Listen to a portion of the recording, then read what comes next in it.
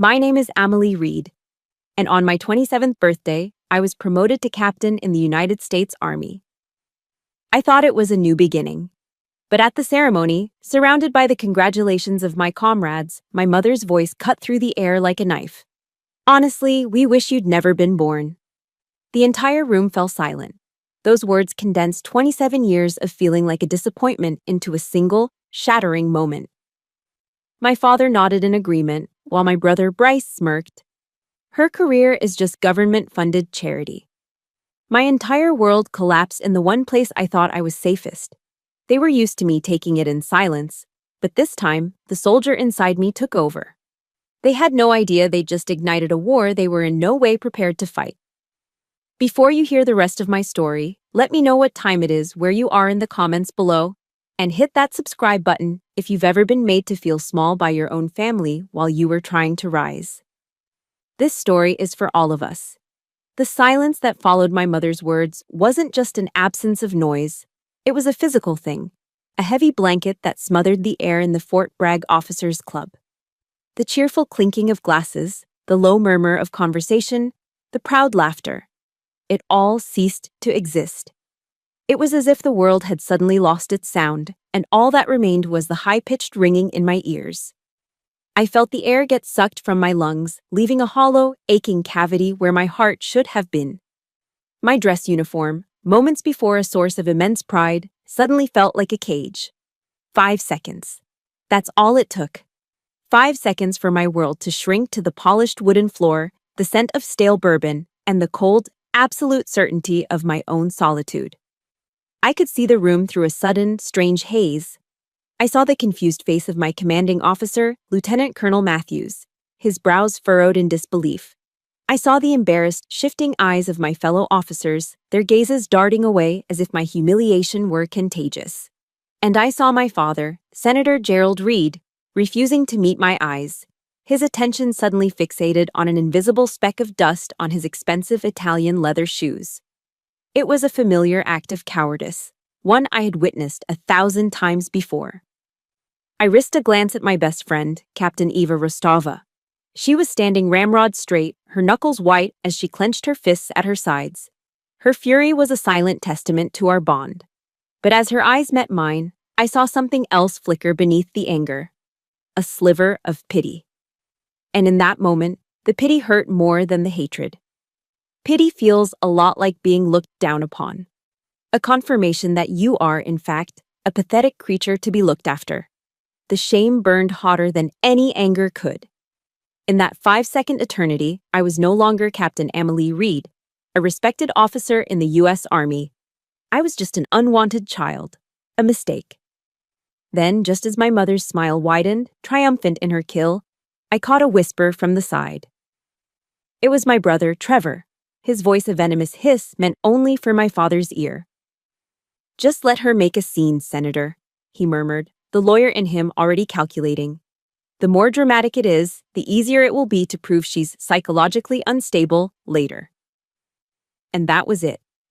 The revelation that this wasn't just casual cruelty, it was a calculated attack. But they had miscalculated. They were expecting a daughter to break, a victim to cry. They forgot they were addressing a soldier. Deep within me, a switch flipped. It wasn't a conscious thought. It was the result of years of brutal, relentless training. My mind went quiet. The chaos receded, replaced by the cold, clear logic of my seer instruction: survival, evasion, resistance, and escape. I had been taught how to withstand psychological torture from the enemy. I just never imagined the enemy would share my blood. My breathing, which had been shallow and hitched, deepened into a steady, rhythmic cadence. My heart rate, which had been hammering against my ribs, slowed to a calm, deliberate beat. Tears were a luxury, a weakness I could not afford. They were an admission of defeat, and I was not defeated. I lifted my chin and looked directly at my mother, Barbara. But the eyes that met hers were not those of her wounded daughter. They were the eyes of an officer evaluating a threat. I saw a flicker of surprise, then frustration, cross her perfectly made-up face. She had expected a flood of tears, a public collapse. Instead, she was met with a wall of steel. She didn't know what to do with my silence. "Thank you," I said, my voice perfectly level, devoid of any emotion at all. The words hung in the dead air, sharp and clean. "Thank you for clarifying everyone's position." Then I initiated my counteroffensive. Ignoring my mother completely, I turned to face my father. My posture was perfect, my movements precise. "Senator Reed," I said, the formal title a deliberate strike, severing the final thread of our familial bond. Every officer in that room knew the power of addressing someone by their rank or title instead of their name. It creates distance. It asserts authority. My father flinched, his face paling. He finally looked at me, his eyes wide with a dawning horror. "I require you to remove the rank you pinned on me," I stated. It was not a request. "Amelie, don't you dare make a scene," my mother hissed, her voice trembling with rage. I didn't even glance her way. My focus was locked on my father, my gaze unwavering. The room held its collective breath. For a U.S. senator to be dressed down by his own daughter, a captain, in a room full of military officers, it was unthinkable. He was trapped. "That's an order, sir," I said, my voice soft but carrying the unmistakable weight of command. His hand trembled as he raised it. With clumsy, fumbling fingers, he unfastened the pinback clasps of the silver bars on my shoulders. I felt the slight weight lift, first from my right shoulder, then my left. He wouldn't look at me, his eyes cast down in utter humiliation. He pressed the two small pieces of metal into my waiting palm. I looked down at the twin captain's bars, the silver stars cool and heavy against my skin. Then, with deliberate steps, I walked to the head table where a large sheet cake sat. In proud blue icing, it read, "Congratulations, Captain Reed." I carefully placed the bars on the table, right beside the cake. "An unwanted birthday gift," I announced, my voice carrying easily through the silent room. "Should be returned." I turned back to face them one last time, my mother, her face a mask of fury, my father, looking utterly broken. My brothers, their smirks finally gone, replaced by shock. "As of this moment, per your request," I said, meeting each of their gazes in turn, "I, Amelie Reed, cease to exist. Congratulations." Without another word, without a salute or a goodbye, I executed a perfect about-face. Shoulders back, head held high, I walked out of that room, leaving behind a stunned family and a chorus of whispers. I didn't look back. The soldier inside me was now in command, and my first order of business was to retreat, regroup, and prepare for the war they had just declared. The walk from the officers' club back to my off-base apartment was a blur. The cool North Carolina night air did nothing to extinguish the fire in my veins. The soldier in me had executed the mission, a tactical withdrawal under extreme duress. But the moment I closed and locked the door to my apartment, the adrenaline began to recede, leaving a chilling void in its wake. I didn't allow myself time to collapse. I didn't permit a single tear. To grieve would be to acknowledge a loss, and I couldn't lose something I never truly had. Instead, I launched Operation Eradication. My movements were methodical, precise. I opened my laptop, my fingers flying across the keyboard. My mother, father, Bryce, Trevor, each one blocked on every social media platform. Their digital ghosts vanished with a series of clicks. Next, their phone numbers, blocked. Their email addresses, blocked. I then composed a short, sterile email to the Reed family's attorney in D.C. It read, "This email serves as official notice, effective immediately. I, Amelie Reed, am severing all contact with the Reed family. Any attempts to contact me will be considered harassment." I hit send before I could second-guess it. The final act was the hardest. In the back of my closet, beneath a stack of old Army field manuals, was a small oak box. It held the few carefully curated mementos of my childhood. I lifted the lid. Inside were photographs. Christmas at the senator's residence, forced smiles under a ridiculously large tree. A family vacation to Martha's Vineyard, me standing awkwardly at the edge of the frame. My high school graduation, my parents looking bored. One by one, I took them out. My hands were steady. There was no rage, no violent tearing. This wasn't an act of anger. It was a surgical procedure. I was a combat medic triaging a wound, cutting away the dead, infected tissue to save the patient. And the patient was me. I calmly tore each photo into small, unrecognizable pieces and let them fall into the kitchen trash can like confetti at a funeral. I was excising the toxic tumor that had been poisoning my life for 27 years. Just as the last piece of a smiling family portrait fluttered into the bin, my phone rang. The screen displayed a local Fayetteville number I knew as well as my own. My grandmother, Dorothy. I took a deep, steadying breath. The first one that felt like it reached the bottom of my lungs all day, and answered. "I heard," she said. There was no surprise in her voice, just a profound bone-deep weariness and the unshakable resolve of a true army wife. "Get over here now, soldier. I've got chicken soup on the stove and a bottle of bourbon waiting for you." It wasn't a suggestion. It wasn't a question. It was a command, wrapped in love. And with that simple order, the steel wall inside me finally cracked. A single, hot tear escaped and traced a path down my cheek. I swiped it away angrily. "Yes, ma'am," I whispered, my voice thick. "On my way." My grandmother's house was a small, cozy brick rancher nestled in a quiet Fayetteville neighborhood, a world away from the cold, ostentatious mansions of my D.C. upbringing. Her home was a museum of a different kind of legacy. Instead of photos with presidents and foreign dignitaries, her walls were adorned with my grandfather's military career. His framed medals, a shadow box with his unit patches, a black and white photo of him as a young first lieutenant in Korea. As I sat at her worn oak kitchen table, nursing a generous pour of bourbon, the dam finally broke. The memories, the ones I had suppressed for years, came flooding back. It wasn't just one event, it was a lifetime of 1,000 tiny cuts.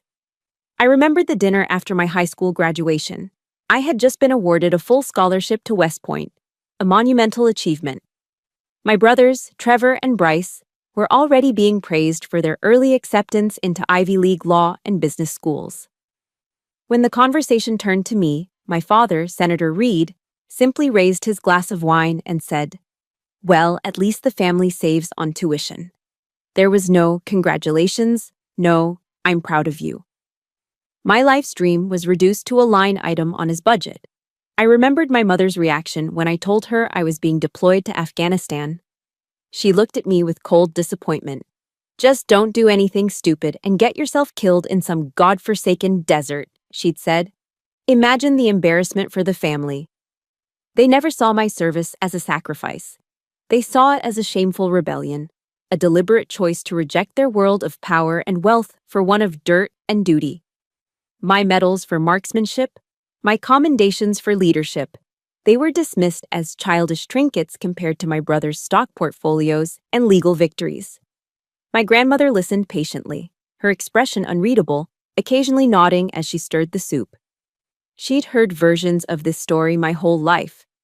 When I finally fell silent, the bourbon warming my chest, she didn't offer empty platitudes. Instead, she stood up and walked over to a glass curio cabinet in the living room. From the top shelf, she retrieved a worn, velvet-covered box. She brought it back to the table and opened it. Inside, nestled on faded silk, lay my grandfather's purple heart and his silver star. "This," she said, her voice firm as she pushed the box into my hands, "is what this family is really about.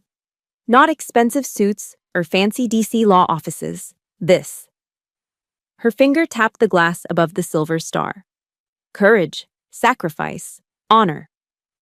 She looked me straight in the eye. "Your mother has forgotten that. She was so desperate to marry into power that she forgot where she came from. She forgot the daughter of a hero to become the wife of a politician." Her gaze softened. "She even tore up your West Point application, you know. I found it in the trash, taped it back together, and mailed it myself." The confession hit me like a physical blow. All these years, I thought I had defied them on my own. I never knew I had a silent ally, a force working in the shadows on my behalf. Before I left that night, I remembered something one of my instructors at West Point, a female colonel, had told our class of cadets. "They can attack your rank," she had said, her voice like granite. "They can attack your career. But you never, ever let them attack your honor." That is the only thing you truly own. My grandmother placed her hand over mine, her touch warm and steady.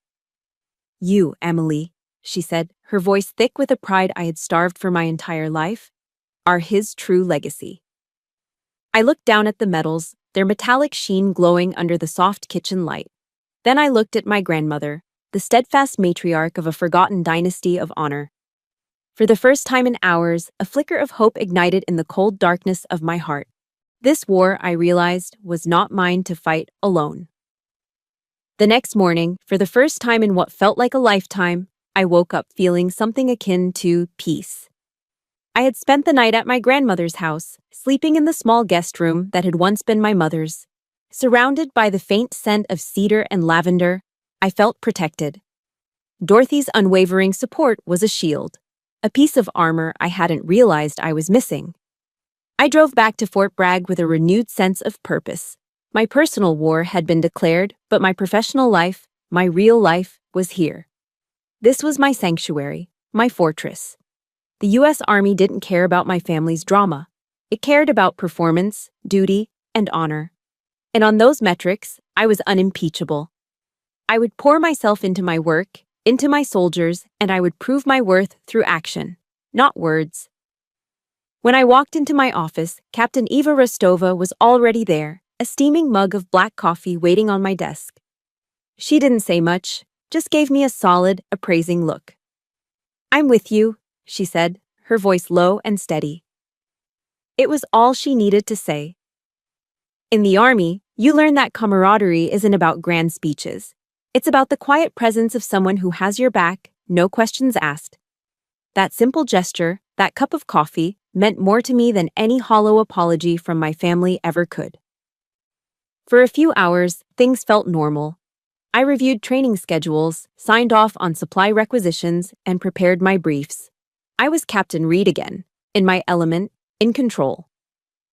But the peace was a fragile ceasefire, not a lasting treaty. Just before noon, an email popped into my inbox. The subject line was capitalized, stark, and ominous. Urgent. It was from the battalion commander's office. The body of the message was brief and chillingly formal. Captain Reed, be in my office at 14 hours. My heart seized.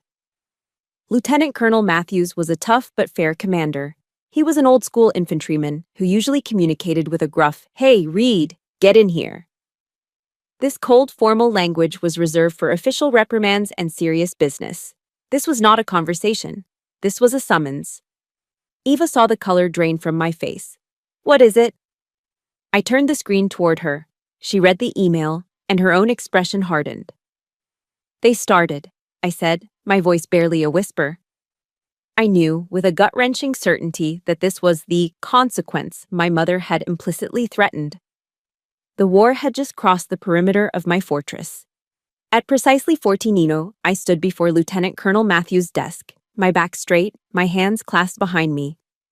The air in his office was thick and heavy, like the oppressive humidity before a thunderstorm. He looked tired, older than he had just a day before, and he didn't waste any time with pleasantries. "I've just received a directive from the Base Inspector General's office," he said, his voice flat. He pushed a manila folder across his polished mahogany desk. It slid to a stop in front of me. "Anonymous letters have been sent, expressing grave concerns about your psychological stability and command fitness following the incident at your promotion ceremony." My blood ran cold as I opened the folder. My eyes scanned the typed pages, each word a carefully crafted piece of shrapnel. They didn't use overtly false claims. Instead, they twisted the truth with surgical precision. My decisive actions at the ceremony were painted as an unstable emotional outburst. My severing of contact was described as erratic and paranoid behavior. They were building a narrative, brick by insidious brick, of an officer on the verge of a breakdown. A liability to her unit, a danger to the soldiers under her command. But the most venomous part was a single, devastating paragraph. It accused me of unprofessional conduct, alleging a pattern of favoritism toward male soldiers and inappropriate, dismissive behavior toward the females in my platoon. It was a cowardly, brilliant strike. In the modern military, it was a career-killing accusation, a poison that tainted everything, almost impossible to disprove. It was an attack aimed directly at my integrity as a female leader. I looked up from the pages, my hands steady despite the fury raging inside me. I thought of the soldier's creed, a promise I had lived by every single day of my career. I will never quit. I will never leave a fallen comrade. Right now, the fallen comrade was my own honor, my own career, and I had to be the one to save it. I know this is bullshit, Reed, LTC Matthews said, breaking the silence. The frustration in his voice was palpable. Your file is spotless. Your evaluations are stellar. You are one of the best young officers I have. He leaned forward, his eyes locking with mine. But I can't ignore a formal complaint, especially not when it comes with a strong recommendation for review from certain high-level offices in D.C. He didn't have to say my father's name. We both knew the senator's reach was long. I believe you, Reed. But the Inspector General believes in paperwork, and someone with a great deal of power has made sure this paperwork looks very, very credible. The verdict came, swift and brutal. Your appointment as company commander is on hold, pending investigation, he said, each word a hammer blow. You're being placed on a period of command observation. Every decision you make, every order you give, will be under a microscope. One slip-up, one minor mistake, and your career in this battalion is over. He paused, letting the weight of his words sink in. Then, he leaned in closer, his voice dropping to a low, intense growl. They want you to fail, Captain. They are betting on you to break. He stood up and walked around the desk until he was standing directly in front of me, a commander speaking to his soldier. Don't give them what they want. His eyes were hard as flint. Prove them wrong, Captain. I snapped to attention. Hoo-ah, I said, my voice clear and unwavering. As I walked out of his office, the fortress of my career no longer felt like a sanctuary. It had become a battlefield. And I was surrounded. Accepting Lieutenant Colonel Matthews's challenge was like receiving a new mission order. The grief and shock were compartmentalized. The objective was clear: prove them wrong. Survival depended on it. That evening, Eva and I transformed my small apartment into a command center. We didn't talk about feelings, we talked strategy. With the precision of staff officers planning an operation, we worked the phones. We collected sworn, notarized statements from every officer and enlisted soldier who had witnessed the events at the ceremony. We compiled a detailed dossier, complete with character references and a point-by-point rebuttal of every slanderous accusation. I worked with cold, detached efficiency, channeling all my pain into the meticulous organization of facts. I was fighting for my reputation, my career, and my honor. And I would win this battle with the undeniable truth. By midnight, a comprehensive counterfile was emailed to LTC Matthews. Phase 1 was complete. I felt a sliver of control returning. That feeling lasted until I returned to my apartment after a grueling day of being observed on base. Taped to my front door was a stark white piece of paper, an official notice. My eyes scanned the legal jargon, but 3 words jumped out. Notice to vacate. The fine print gave me 72 hours to remove all my belongings. My heart plummeted. I fumbled for my phone and dialed my landlord, Mr. Henderson, an elderly veteran who had always treated me with kindness. He answered on the second ring, his voice strained and apologetic. Captain Reed, I'm so sorry, he stammered. I got a call. From your previous landlord. Said you were a disruptive tenant, loud parties, constant disturbances. My lease agreement has a clause. I stood there, speechless, the phone pressed hard against my ear. A previous landlord? I had moved here straight from the barracks. I'd never had a previous landlord in my life. It was a blatant, malicious lie, delivered with enough authority to scare a decent old man into evicting a soldier. My family hadn't just breached the fortress of my career, they had just blown up my home. Panic, cold and sharp, began to set in. With a 72-hour deadline hanging over my head, I sat in my car and tried to book a cheap motel room for a week, just to have a place to land. My credit card was declined. I tried again. Declined. I switched to my debit card. Declined. Confused and increasingly frantic, I opened my banking app. My breath hitched in my throat.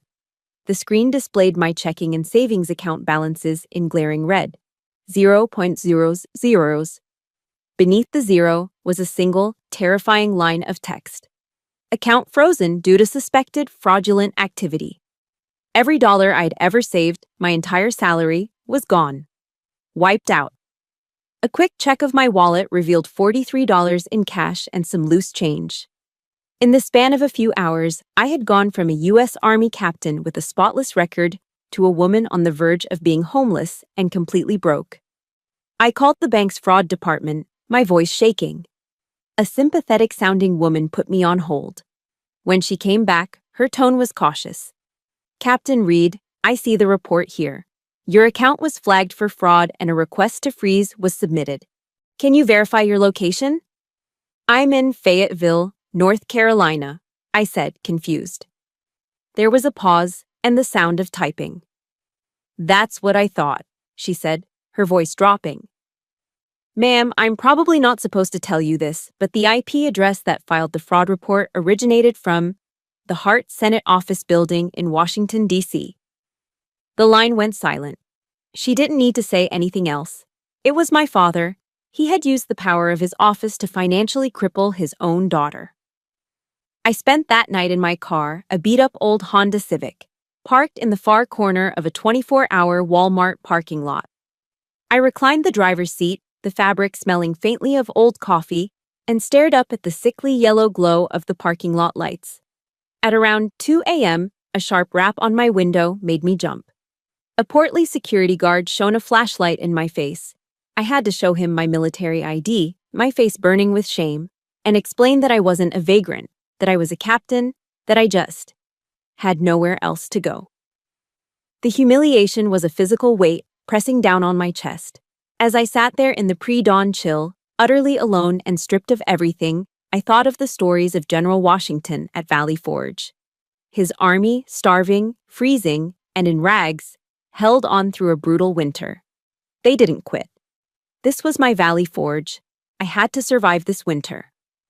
Just as the first rays of sun began to pierce the darkness, my phone buzzed. It was my brother, Trevor. I almost didn't answer, but some morbid curiosity made me press the screen. His voice was smooth, arrogant, and dripping with satisfaction.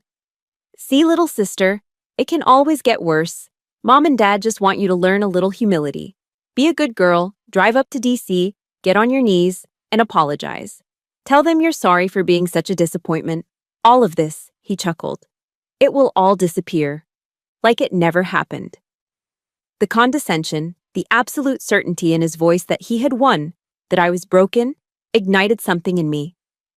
The despair that had been choking me for hours caught fire, burning away the fear and leaving behind a cold, hard rage. I took a slow, deliberate breath. If you are listening to this and you believe that family should be a safe harbor, not the storm that sinks your ship, please support me by hitting the like button and typing "You are not alone" in the comments below. Because in that moment, hearing your support is what I needed most. Then I brought the phone back to my ear. "Tell them," I said, my voice quiet, but each word forged in ice, "that I would rather be court-martialed and starve to death on the street than ever have to look at their faces again." I hung up. There would be no retreat. There would be no surrender. This was no longer a battle. This was a war of annihilation. A few days after my final defiant phone call with Trevor, the killing blow landed. The summons this time wasn't to my battalion commander's office. It was to brigade headquarters. The moment I stepped inside the colonel's office, I knew this was different. The sympathetic frustration I had seen in LTC Matthews's eyes was gone, replaced by the cold, impartial mask of military justice. There was no preamble. A formal charge had been filed against me under Article 133 of the Uniform Code of Military Justice. Conduct unbecoming an officer. It was a charge that could end a career, strip a soldier of their rank, benefits, and honor in one fell swoop. The evidence was laid out on the table. It was a series of anonymous emails sent to the command, But the centerpiece of the accusation was a chain of forged communications. They were presented as PDFs, perfect replicas of internal Army emails between myself and one of my sergeants from my tour in Afghanistan. The emails detailed a conspiracy where I allegedly falsified an after-action report to cover up the loss of a multi-thousand-dollar piece of night vision equipment. As I stared at the forged documents, I felt a sickening sense of recognition. This had my brother Bryce's fingerprints all over it. His tech genius twisted into something monstrous. The emails were horrifyingly convincing. They even included a few of my common typos and a nickname I used for my sergeant, Sarge. It showed a level of meticulous, cruel observation that turned my stomach. This wasn't just an attack. It was a character assassination designed to destroy the very core of my identity, my honor as an officer. The consequences were immediate and brutal. An official AR-15-6 investigation was launched. I was suspended from all duties, effective immediately. In a sterile, humiliating procedure, I was escorted to my office to turn in my sidearm, my keys, and my common access card. In the eyes of the Army I'd sworn to serve, I was no longer a trusted leader. I was a suspect. News travels fast on a military base. As I was escorted off post, I felt the stares. I heard the whispers, the curious glances, the sudden silences as I walked by. It was like I was wearing an invisible scarlet letter. I was no longer just Amelie Reed. I was that captain, the one under investigation. I had no home, no money, and now, no honor. That night, I just drove. I had no destination. The neat, orderly streets of Fayetteville blurred into a meaningless sprawl. My beat-up Honda Civic was my only possession, my only shelter. Eventually, I found myself parked in front of a small, quiet church on the outskirts of town. I wasn't religious. I wasn't looking for God. I was just looking for a place where the silence was deeper than the noise in my own head. I slipped inside and sat in the last pew, enveloped by the cool, dark stillness. And there, in the silent witness of the empty pews, I finally let myself break. The soldier, the captain, the fighter. She was gone. All that was left was a girl who had lost everything. The sobs that racked my body were silent, guttural things, the soundless screams of a person who had been utterly and completely betrayed. They didn't just want me to fail. They wanted to erase me from existence, to turn my name into a cautionary tale, a stain on the history of my unit. And in that moment, in the dark of that anonymous church, I felt like they had won. Just as I was about to be completely consumed by the despair, a gentle hand landed on my shoulder. I flinched, looking up through blurry eyes. It was Eva, and standing right behind her, my grandmother, Dorothy. Eva had tracked my phone. "Knew I'd find you here," my grandmother said softly, her voice a comforting anchor in the storm. "Come on, soldier. The battle's not over yet." They didn't ask questions. They didn't demand explanations. They simply flanked me like a presidential honor guard and led me out of the church and back to my grandmother's house. Eva immediately went to the kitchen and started making a pot of soup. My grandmother picked up the phone. "Carol, it's Dorothy," she said, her voice now sharp with purpose. "I've got something for you. Something important."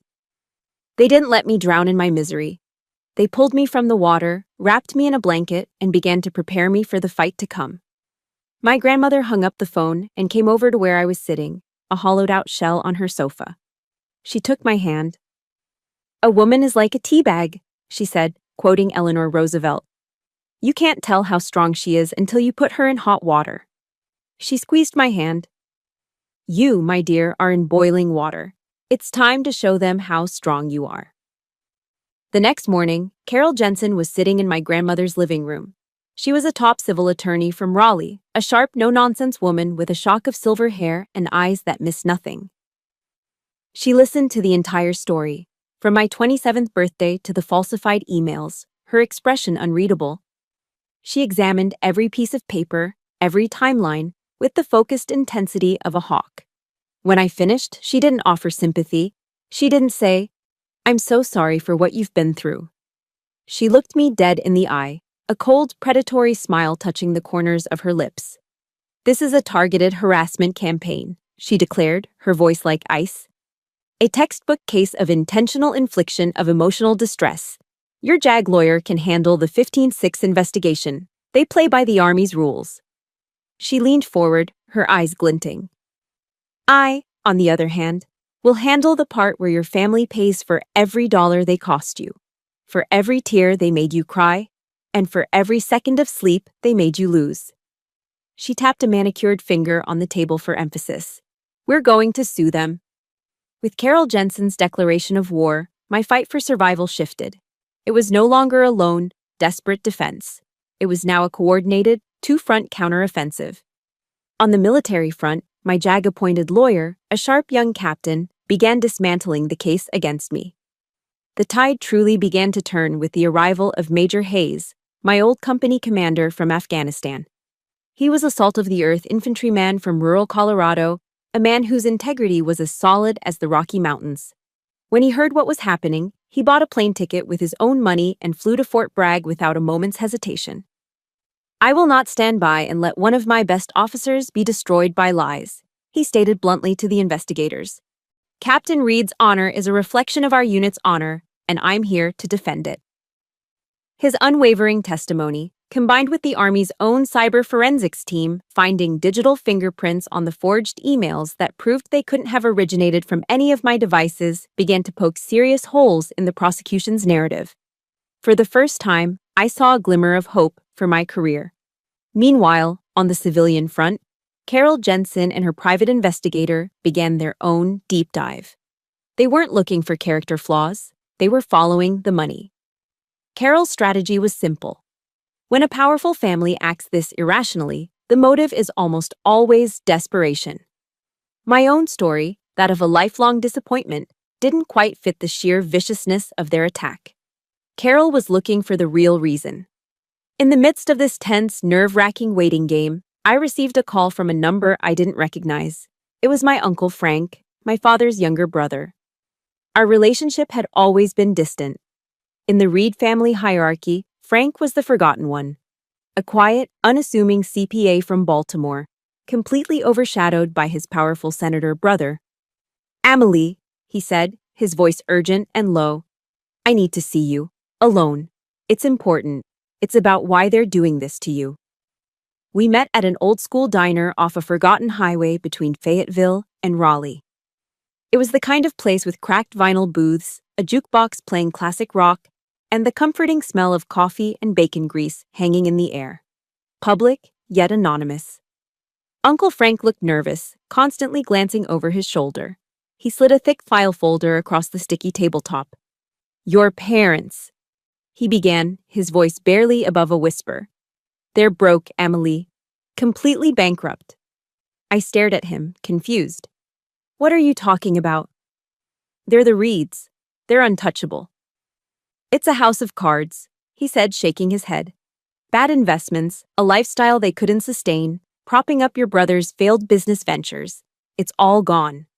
They're millions of dollars in debt. The senator's reputation is the only thing keeping the creditors at bay. He had discovered the truth accidentally while handling a small piece of their tax filings, a task they had thrown his way like a scrap from the table.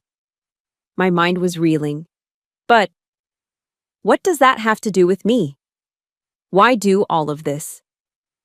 Frank took a deep breath and slid another document out of the folder. It was a photocopy of a legal document. My grandmother Dorothy's last will and testament. Because of this, he said, tapping a paragraph with his finger. My eyes scanned the words. My grandmother, in her infinite wisdom and foresight, had structured her will to bypass her own daughter. My mother, Barbara, was to receive 20% of her considerable estate. My brothers were to receive small trusts. But 50%, half of everything, was left directly to me. They can't touch your grandmother's money while she's alive, Frank explained, his voice heavy with disgust. Their plan? It was to destroy you, to ruin your career, break you mentally, make you so destitute that you'd have to come crawling back to them. They wanted to have you declared mentally incompetent, make themselves your legal guardians, and gain control of your inheritance the moment your grandmother passes. I just sat there, staring at the numbers on the page. The clatter of plates and the low hum of the diner faded into nothing. And suddenly, everything made a horrible, perfect sense. The public humiliation, the escalation, the attacks on my home, my finances, my honor. It was never about me being a disappointment. It was never about my choices. It was because I was a multi-million-dollar life raft and they were drowning. The pain of that betrayal was immense, a deep, crushing weight. But underneath it, something else stirred. It was the sound of a 27-year-old chain shattering. The suffocating burden of, "I'm not good enough," the voice that had whispered in my ear my entire life, finally went silent. I wasn't the problem. Their greed was the problem. The anger inside me was no longer a wild, desperate rage. It transformed. It became a cold, focused flame. I felt like the Aaron Brockovich of my own life story.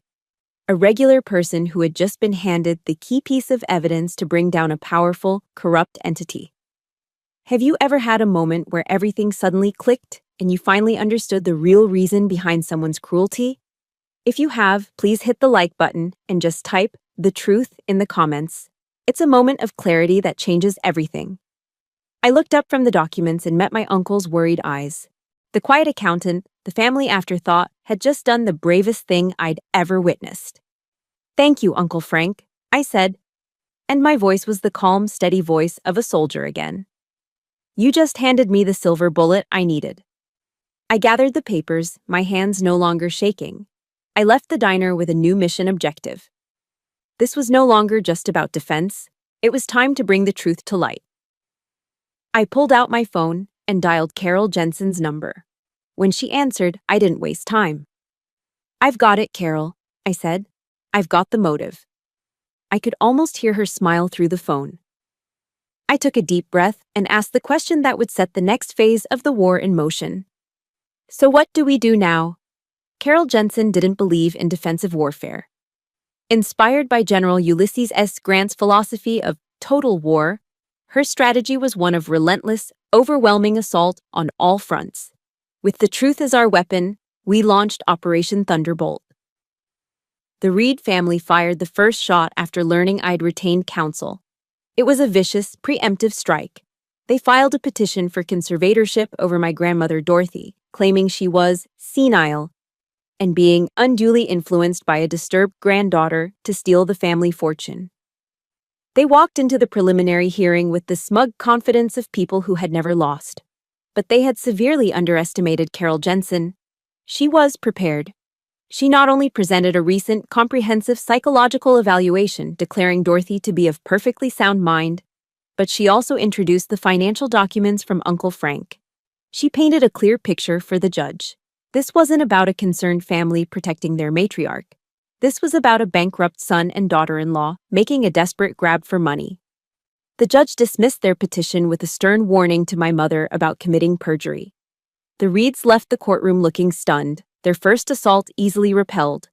Their wall of steel had just shown its first crack. The main event was the hearing for the permanent restraining order I'd filed against them. My family arrived in force, a united front of tailored suits and arrogant smirks, with Trevor acting as their legal counsel. The air in the courtroom was thick with tension. My mother, Barbara, took the stand first. She began her performance, dabbing at her dry eyes with a silk handkerchief, her voice trembling as she spoke of her deep and abiding concern for her daughter's fragile mental health. "I just want my little girl back," she whispered, a perfect imitation of a heartbroken mother. Then it was Carol's turn to cross-examine. She approached the stand with a calm, almost serene demeanor. "Mrs. Reed," she began, her voice polite, "you've testified to your profound concern for your daughter. Could you please tell the court the last time you telephoned Captain Reed just to see how she was doing prior to the incident at her promotion?" Barbara froze. Her mind raced, her eyes darting around the room, searching for an answer that wasn't there. The silence stretched. 1 second. 3. 5.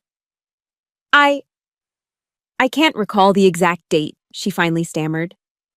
"Perhaps I can help," Carol said, pulling out a file. "According to Captain Reed's phone records, it was 6.5 months ago. Does that sound correct?" My mother's face flushed a blotchy red. The mask was slipping. Trevor, seeing his star witness faltering, tried to regain control during his turn to question me. He strode confidently before the judge.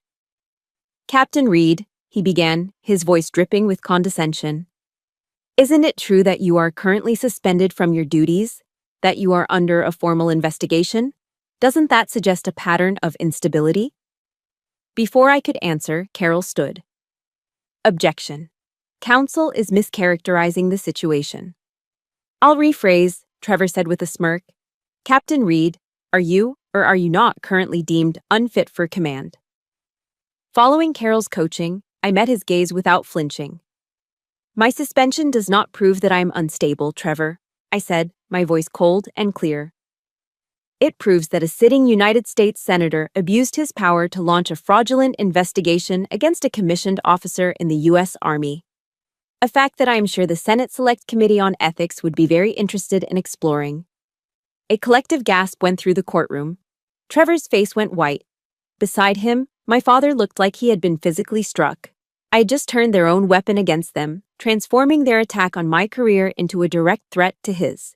But Carol saved her most devastating weapon for last. After presenting the bank reports tracing the fraud alert to the Senate building and the landlord's testimony about the anonymous call, she turned back to my mother. "One final question, Mrs. Reed," she said gently. "Are you aware that your daughter has a severe allergy to strawberries?" Barbara looked utterly baffled. I'm not sure." Carol turned to me. "Captain Reed, how severe is this allergy?" "Anaphylactic shock, ma'am," I replied. "It can be fatal." Carol faced the judge, her voice ringing with quiet authority. "Your Honor, we have a mother here who claims to be consumed with worry for her daughter's well-being, yet she is unaware of a basic medical fact that could kill her. That is not concern. That is negligence." And that's when the Queen finally lost her composure. "She's an ungrateful child," Barbara shrieked, jumping to her feet and pointing a trembling finger at me. "After everything we gave her, she should have known her place." The courtroom erupted. The carefully constructed facade of the concerned, loving family had been shattered, revealing the ugly, tyrannical truth beneath. The judge slammed his gavel down. "Order! Order! That's enough, Mrs. Reed." The permanent restraining order was granted. 500 yards. No phone calls, no emails, no contact of any kind, direct or indirect. The wall had crumbled. Facing the impending civil lawsuit for harassment, the threat of Trevor being disbarred, and the political time bomb I had just armed, the Reed family finally surrendered. Their lawyer contacted Carol with an offer of unconditional capitulation. They agreed to a settlement. They would pay all of my legal fees, provide a symbolic monetary compensation for damages, and sign a legally binding agreement to never, ever interfere in my life again. On the same day the settlement was finalized, I received an email from Army Command. The AR-15-6 investigation was closed. I had been fully and completely exonerated. I felt a wave of relief so powerful it almost buckled my knees. I had won. But as I read further down the email, a single sentence sent a chill down my spine. It was polite, bureaucratic, and utterly devastating. "In the interest of avoiding any future distractions, the command suggests that the captain consider a transfer to another duty station." I had won the battle, but it seemed I was still losing the war. I sat in the temporary furnished apartment my grandmother had rented for me, the glow of the laptop screen illuminating the otherwise dark room. I read the email from the command for the 10th time. Exonerated. The word felt both monumental and hollow. I had won. My family was defeated, bound by law to stay away from me. My honor, in the eyes of the military justice system, was restored. But there was no triumphant celebration, no joyous release. There was only the bitter aftertaste of that final sentence. Consider a transfer to another duty station. It was polite, bureaucratic army speak, but the message was crystal clear. You are a problem, and we want the problem to go away. I had fought tooth and nail, exposed the corruption, and won on every single front, only to be told that I was the distraction. I was the one who had to leave. The sheer injustice of it settled in my bones, a deep and profound weariness. I had protected the integrity of the system, and in return, The system was quietly showing me the door. In that moment of quiet reflection, I picked up a worn copy of Marcus Aurelius's Meditations that I kept on my nightstand. My finger traced a passage I had underlined long ago. You have power over your mind, not outside events. Realize this, and you will find strength. The words of the Stoic emperor resonated deeply. I couldn't change the command's decision or the political calculations behind it, but I could control my response. It was then that I realized the bitter truth. Even with my name cleared, I would forever be marked here at Fort Bragg. I would be the officer who caused all that drama, the one whose family included a disgraced senator. I would never have a truly clean slate. The suggestion to transfer wasn't just a bureaucratic solution, it was a harsh but accurate assessment. To truly be reborn, I had to leave the ashes behind. As if on cue, my phone rang, startling me out of my thoughts. It was an unknown number with a Washington state area code. I almost let it go to voicemail, but something made me answer. Captain Reed, a deep, authoritative voice inquired. Speaking, I replied, cautious. This is Colonel Miller, Joint Base Lewis McCord. Major Hayes is an old friend of mine. He told me your story. I held my breath, my heart suddenly pounding. Lewis McCord, on the other side of the country. Your record is exemplary, Captain, the colonel continued, his voice resonating with genuine respect. And your resilience. Well, that's even more impressive. I have a company here that's been through some rough leadership. They need a commander with a steel spine. The position is yours, if you want it. I leaned back in my chair, the weight of the last few months suddenly feeling a little lighter.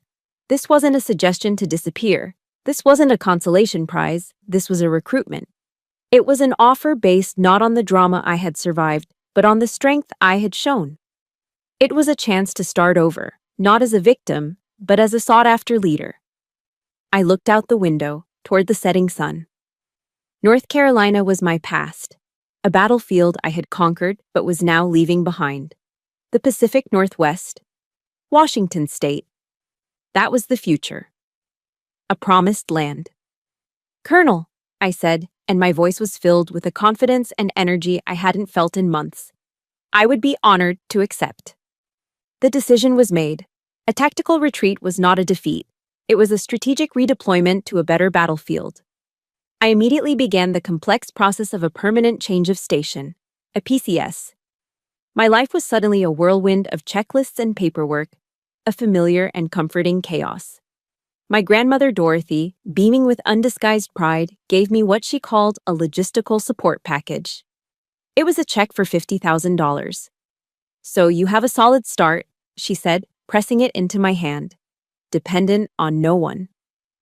My last week at Fort Bragg was a blur of goodbyes. The most poignant moment came unexpectedly. My old unit, the soldiers I'd been forced to leave behind, threw me a secret farewell barbecue at a local park.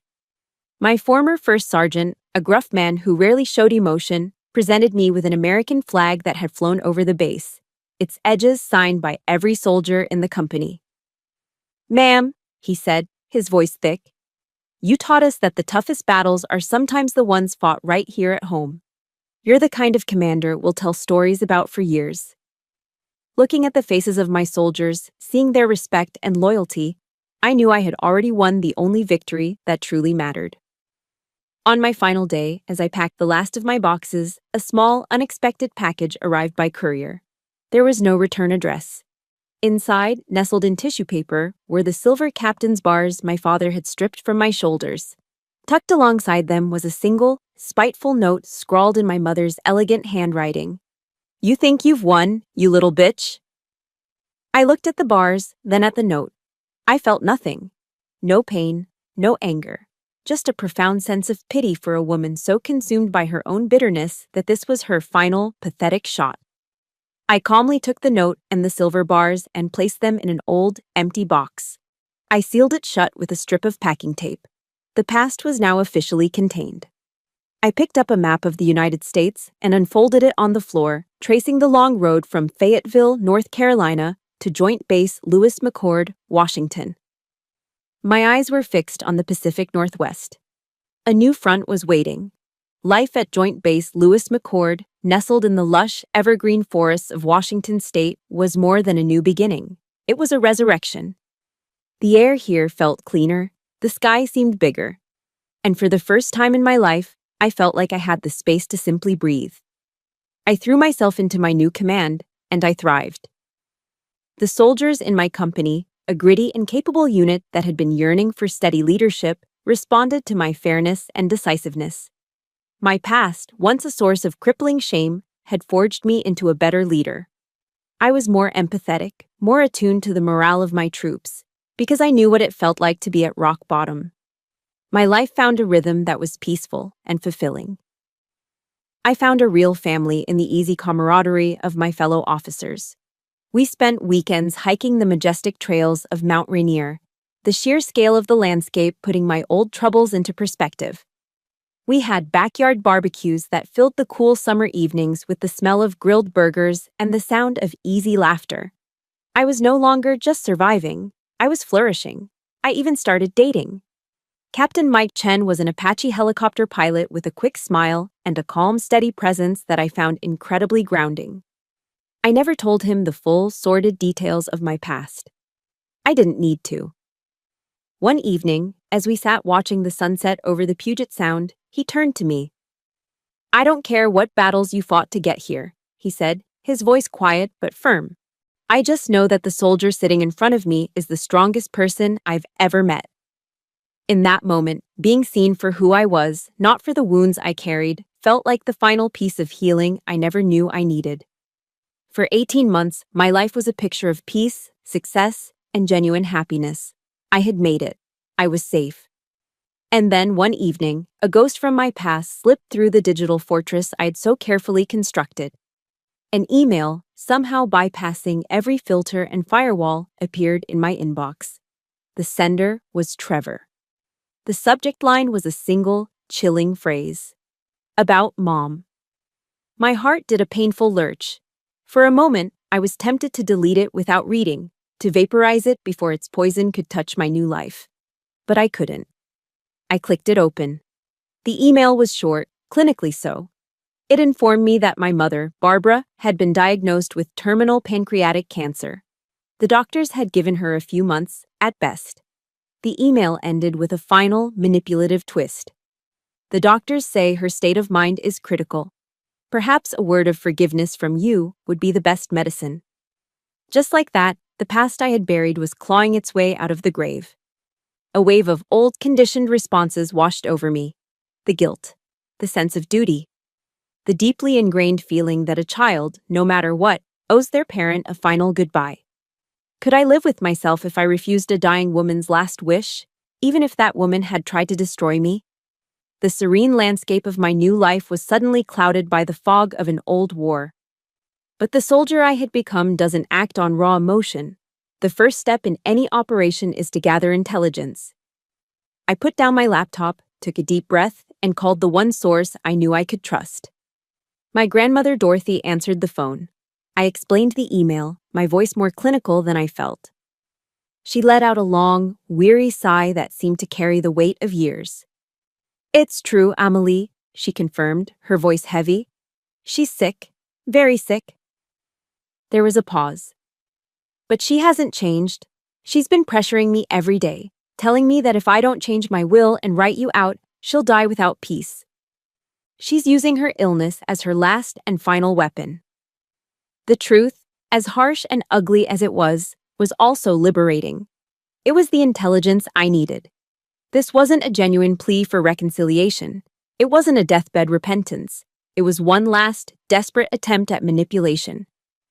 My mother wasn't asking for forgiveness. She was making a final play for the money. That brutal clarity solidified my resolve.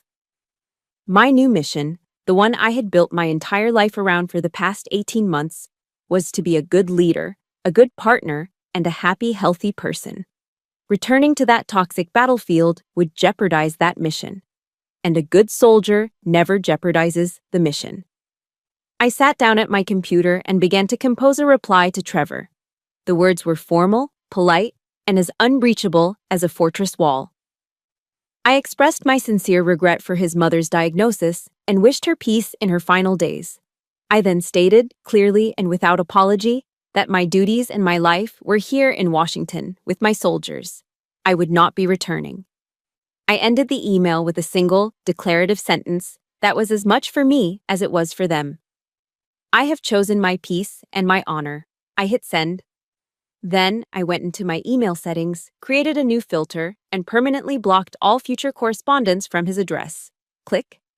The last door to my past was closed, locked, and sealed forever. I had completed my final tactical withdrawal. I was, at long last, completely and utterly free. 3 years later. The air in the Eisenhower Auditorium at the U.S. Army Command and General Staff College in Fort Leavenworth, Kansas, hummed with the quiet energy of the nation's best and brightest.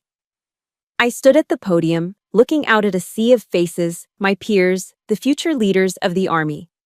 And for the first time in my life, I knew, without a shadow of a doubt, that I belonged. I was Major Amelie Reed now. I wasn't just a survivor of a brutal family war, I was a rising star. My presentation, titled Resilient Leadership in Psychological Warfare Environments, had been met with a standing ovation. I hadn't used charts or graphs filled with impersonal data. I had used my story. I had taken the ugliest, most painful parts of my life and transformed them into lessons on integrity, resilience, and the true meaning of honor. My scars were no longer things to be hidden. They were my credentials. My pain had been forged into wisdom. After the presentation, as I was gathering my notes, a young female lieutenant approached me hesitantly. I recognized her immediately. She'd been a fresh second lieutenant in my company back at Lewis McChord. "Ma'am," she began, her eyes shining with an earnest intensity, "I just wanted to thank you. I was thinking about getting out of the Army next year. But then I saw what you went through, how you stood your ground and never compromised who you were. You made me realize that I could overcome anything too. You're the reason I decided to stay in." Her words hit me with a force that no enemy ever could. In that moment, I understood. My greatest victory wasn't in a courtroom in North Carolina. It wasn't in a settlement agreement or an exoneration email. It was here. It was in the determined eyes of this young officer. Later, I was approached by another familiar face. It was my cousin, Uncle Frank's daughter, now a confident young woman whom I hadn't seen in years. She threw her arms around me in a fierce hug. "I heard the whole story from my dad," she whispered, her voice thick with emotion. "Amelie, because of you, I found the courage to leave my abusive husband. You showed me that I had the right to choose peace for myself. You saved me." I was stunned. I had been so focused on my own war, my own survival, that I never realized the ripples my battle had created. My fight for myself had inadvertently become a beacon for others, a small flame of defiance that had ignited courage in people I didn't even know were watching. My legacy wasn't something I needed to build. It was something that had been growing in the shadows all along. That evening, in the quiet of my temporary quarters, I opened the small sealed box I had carried with me from Fort Bragg. Inside lay the 2 silver captain's bars, symbols of my deepest humiliation, and my mother's hateful note. I picked them up. The sharp edges no longer felt painful. The hateful words were just ink on paper. They had lost their power over me. From my uniform case, I took out the polished gold oak leaves of my new rank, Major. I placed them on the desk, right next to the tarnished captain's bars. The old rank was not a symbol of shame anymore. It was a memorial. It was a reminder of the fire that had forged me, the battle that had defined me, and the victory that had freed me. It was a part of my story. Then I picked up the phone and called home. My real home. "Grandma, it's me," I said, a smile spreading across my face. Dorothy's voice came through the line, as warm and proud as ever. "I hear you knocked him dead out there in Kansas, Major," she chuckled. We talked for nearly an hour. We didn't speak of the past, of the Reeds, or of the war. We spoke of the future. Of my plans after graduation, of her upcoming visit. Our conversation was filled with easy laughter and an unconditional love that was as natural as breathing. This was my family. This was my truth. My story ends here, but my life is just beginning. It concludes with a simple, quiet image. It is me, Major Amelie Reed, standing in front of the mirror in my full dress uniform. The medals on my chest, the Bronze Star, the Meritorious Service Medal, gleam under the light. But they are not the brightest things about me. The brightest thing is my reflection. I see a woman who is confident, not arrogant, a leader who has been tested by fire and emerged stronger, not harder. I see the living embodiment of the 7 Army values I swore to uphold: loyalty, duty, respect, selfless service, honor, integrity, and personal courage. I don't just follow them anymore. I am them. And in my eyes, I see the reflection of a woman who fought her own demons and won. Not by destroying them, but by choosing to live a life so full of light, purpose, and peace that the darkness could never touch her again. A soldier, a leader, and finally a woman who is completely and utterly free. Thank you for walking with me through my story. My war for my own identity is over, but I know that for many of you, the battle is still very real. The greatest lesson I learned is that your true family are the people who lift you up, and your legacy is the strength you show in the face of the storm. If this story resonated with you, please subscribe for more stories of resilience that remind us we are not alone. And consider sharing this with just one person who needs to hear that their fight is worth it.